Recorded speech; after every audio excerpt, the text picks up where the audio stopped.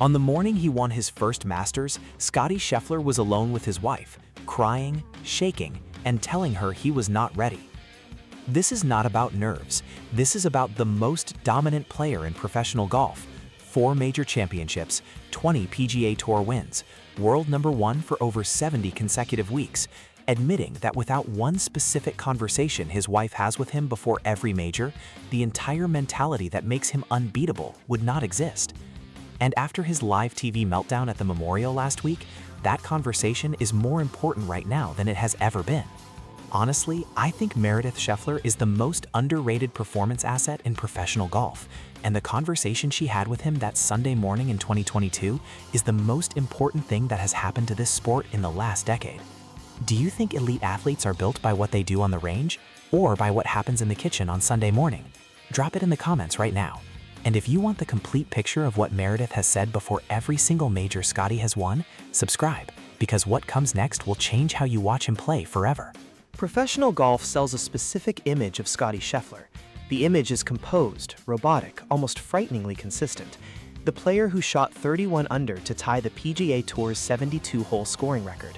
The player who got arrested in handcuffs at Valhalla during the PGA Championship and still shot 66 in round 3. The player who by every objective statistical measure has not had a bad week in professional competition all season. The image is a lie.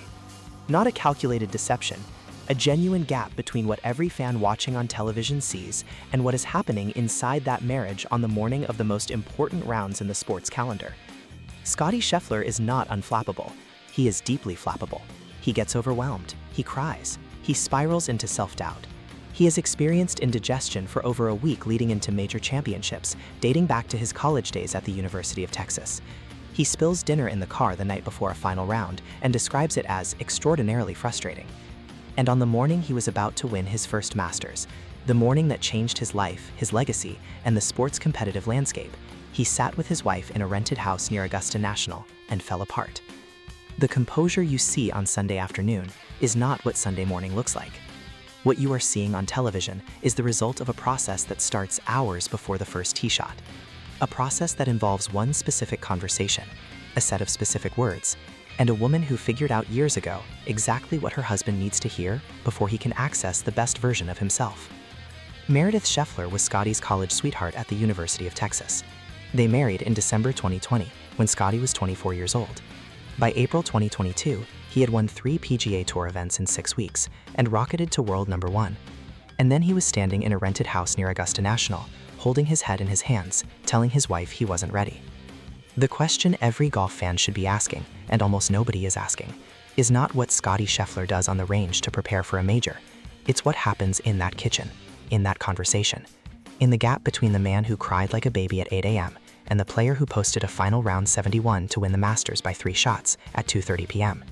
That gap is Meredith, and understanding what she actually said, and why it works, and why it keeps working 4 major championships later, tells you more about elite performance than anything the tour broadcasts.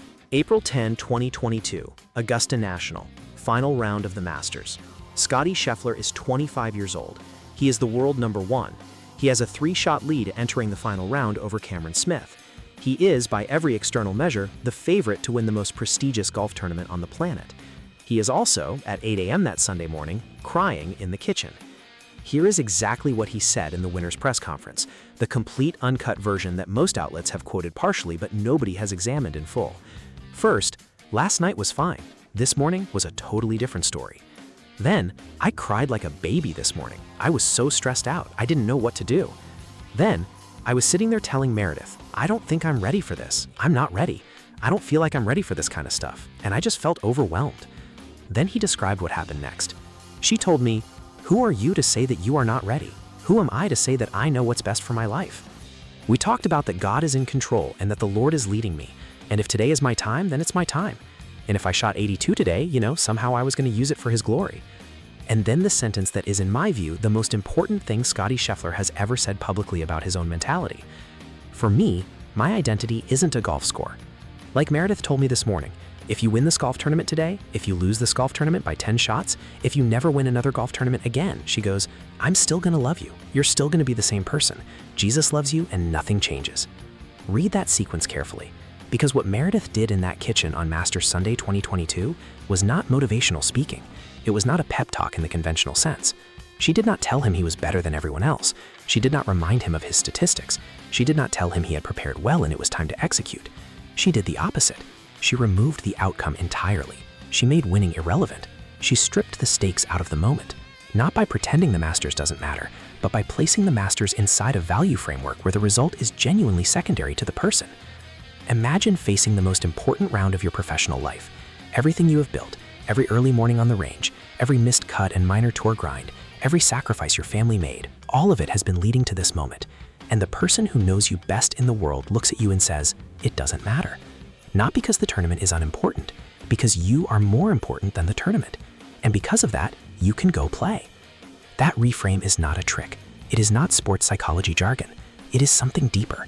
It is a wife telling her husband that his value to her and to God is not contingent on a number he posts on a scorecard. And when that message lands, when a player truly in his bones believes that the result does not define him, the result often becomes much better because the paralysis of outcome dependence is gone.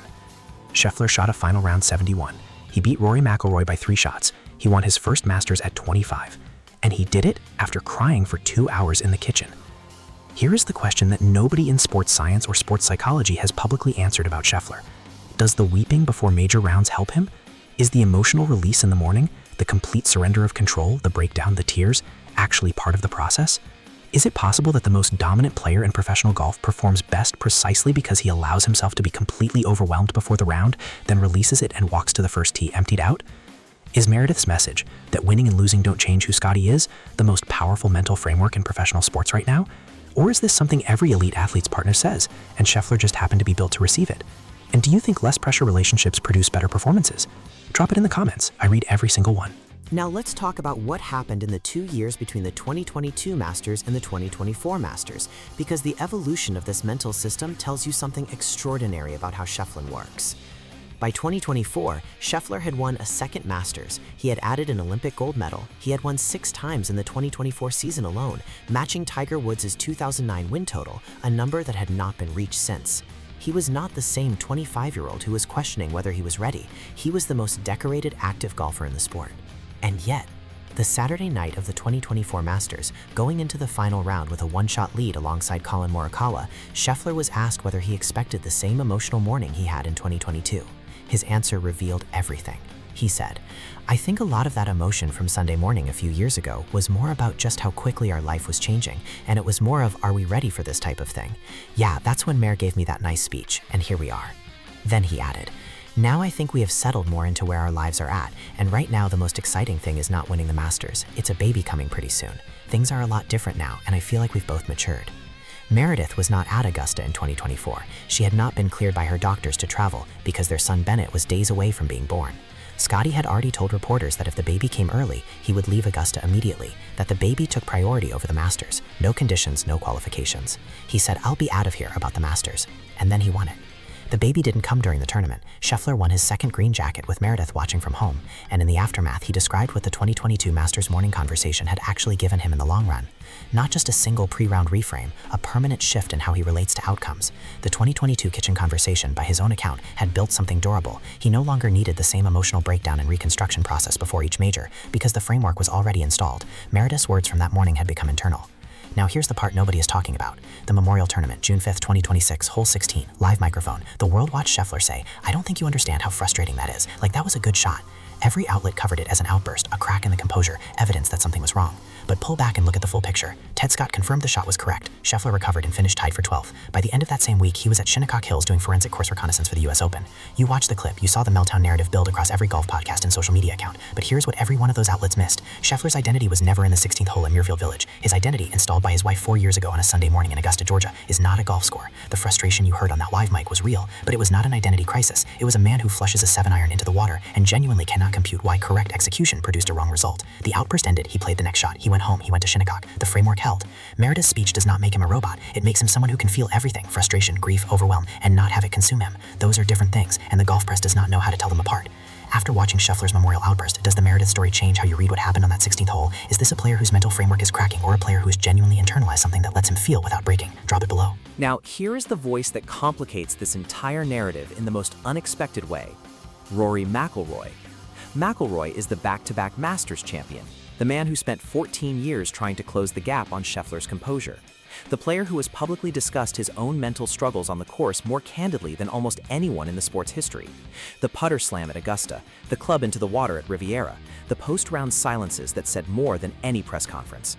And McIlroy, who has watched Scheffler operate at close range for years, said something at the 2022 Masters that should be required reading for anyone studying the Scheffler mental system. He said after losing to Scheffler by 3 shots on Sunday, "I think he's just unflappable. He's very, very steady. He doesn't seem to get too high, doesn't seem to get too low." McIlroy said this on the day that Scheffler had cried for 2 hours before the round. Tiger Woods in his prime produced a similar effect on opponents. Players described him as robotic, clinical, unaffected. And the literature on Woods suggests something similar, that the appearance of composure was not the absence of emotion, but the management of it. That the mental work happened before the tee shot, not during it. That by the time Tiger's ball was in the air, the decision and the feeling had already been processed and released. Scheffler's system, installed partly by his wife's framework, appears to work the same way.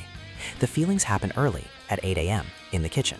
Then they are named, handed over, surrendered, and by the time the 2:50 p.m. tee time arrives, they have already been processed and set down. But here is what even McIlroy's observation cannot account for. In 2026, Scheffler walks into the US Open at Shinnecock Hills carrying a season that, by his own standards, has underperformed. 1 win. The Memorial 16th hole outburst on live television. A driver testing controversy at the PGA Championship. A Truist Championship skip that generated scheduling debate. And Meredith is at home with a 1-year-old son. The framework is there, but 2026 is asking it to hold more weight than 2022 ever did. In 2022, Meredith's speech was a first installation. In 2024, he won the Masters with her watching from home, the framework already internalized. In 2026, Scheffler arrives at the one major he has never won, the US Open, with the weight of a season that hasn't felt like him, without the crisis to calm arc of the 2022 morning, without the pure motivation of proving himself for the first time. What does Meredith say this time? What does the Sunday morning kitchen look like when the player already knows the framework, but is carrying something heavier than first-time nerves? Does Meredith's mental framework hold at Shinnecock? Or does the 2026 version of Scottie Scheffler need something different from the conversation he had in 2022? And is it possible that the Memorial outburst is actually a sign that the framework is working? That he can feel it and release it and keep going? Be honest, drop it below. Here is why the Meredith story matters right now, at this specific moment in professional golf. And there is one date where it all comes into focus. June 12th, the US Open at Shinnecock Hills. Scheffler's 4 majors are the Masters, twice, the PGA Championship, and the Open Championship. He has never won the US Open. That gap, in the context of a conversation about whether he is the greatest player of his generation, matters more than almost any other number on his resume. Consider this specific statistic. In his US Open starts, Scheffler has never finished in the top 5. Never. The player who has not finished outside the top 25 once in all of 2026. The player who tied the PGA Tour's 72-hole scoring record. The player who has won 4 majors across 3 different formats and 4 different golf courses. At the US Open. The one that grinds hardest. The one where the USGA narrows the fairways and ferns the greens and makes the course punish aggressive decision-making. Scheffler has not yet found his name near the top of the board on Sunday. Shinnecock Hills is the most historically severe US Open venue on the rotation. In 2018, the scoring was so extreme that the USGA had to water greens mid-round after Phil Mickelson putted a moving ball on the 13th hole in an act of pure competitive frustration. The course regularly produces winning scores at or near even par. The last player to be entering a US Open carrying the weight of generational expectations and a gap in his major record was Rory McIlroy, chasing his career Grand Slam before 2022. He won the Masters this year to complete it. He said after completing the Slam, "It was more about the journey." Scheffler's journey to a first US Open has its own specific arc, and Shinnecock is where the arc either bends or breaks. The Sunday morning kitchen conversation at Shinnecock Hills is the most important thing happening in professional golf this week. Here is what this story is actually about, and it goes far beyond Scottie Scheffler and Meredith and a Sunday morning kitchen in Augusta. Professional golf has a mental performance problem, not for Scheffler specifically, for the sport as a whole. The PGA Tour has invested hundreds of millions of dollars in broadcast infrastructure, purse elevation, signature events, and meritocratic restructuring. Brian Rolapp is building a 2-track system. The USGA is enforcing driver testing. Every boardroom conversation is about field sizes, prize money, and competitive consequence. And not one of those conversations accounts for what actually determines whether the world #1 plays his best golf on a Sunday afternoon. What determines it is a woman in a kitchen at 8 a.m. who knows exactly what her husband needs to hear. Sport has always been this way. Behind every dominant performance is a support structure that never appears in the box score. Scottie Scheffler's Meredith framework, that identity is not a golf score, that the result does not change who you are, that you are loved independent of what happens on the 18th green, is not a revolutionary insight. Coaches, therapists, and sports psychologists have been trying to install this belief system in athletes for decades. What is remarkable is that Meredith installed it in the kitchen without a whiteboard, without a credential, because she knows her husband. And what she said to him, unrehearsed, intuitive, coming from a place of genuine love rather than professional performance optimization, landed in a way that a hired mental coach almost certainly could not have replicated. Is professional golf, with its $20 million purses and its Track 1 and Track 2 designations, and its meritocratic frameworks and its broadcast access agreements, creating conditions that support the kind of relationship that produced Meredith's 2022 kitchen conversation? Or is it creating conditions that increasingly make that kind of intimacy and stillness harder to access for the players it needs to produce at their best? The tour is squeezing schedules, adding sponsor obligations, building infrastructure that captures players' emotions on live microphones, putting 8-figure financial stakes on individual rounds. Every one of those choices increases the noise around what Meredith Scheffler proved is the signal. The signal is simple. You are more than your score. Your identity is not what you shoot. You can feel the overwhelm completely and then go play. That is worth more than any signature event purse, and the boardroom cannot build it. Only the kitchen can. Is the PGA Tour's entire restructuring project missing the most fundamental thing that actually produces elite performance? The human relationship underneath the result. And would you rather watch a sport that understands that, or a league that doesn't?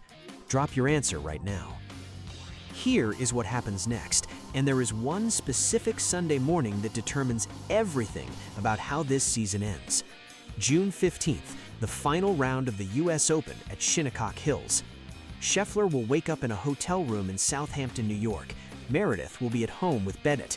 There will be a phone call, and whatever is said in that conversation, whatever version of the Sunday morning framework Meredith delivers through a phone screen to a 4-time major champion who has never won the US Open, will determine whether the man who posts the lowest rounds in the sport's history can finally find his game at the major that has eluded him. He will not cry in the same way he cried in 2022. He said so himself. Those emotions were about a life changing faster than he could process. This time, the life is settled. The son is 1 year old. The marriage is 5 years strong. The faith is not a crutch, it's a foundation. But Shinnecock will ask him something different than Augusta ever has. Augusta rewards acceptance, acceptance that the course will punish perfect shots, that the USGA setup will make correct outcomes feel wrong, that the score you need is different from the score your game is producing. Meredith's framework, if you shoot 82, somehow you'll use it for his glory, was built for exactly that kind of acceptance. The final verdict, the most important conversation in professional golf this week, will not happen on the first tee at Shinnecock. It will happen on a phone call in a hotel room on Sunday morning. If you want the full breakdown of Scheffler's performance history at the US Open, his mental preparation system, and what Shinnecock demands from the world number one, subscribe, because the Sunday Kitchen is where championships begin, and this story is not over.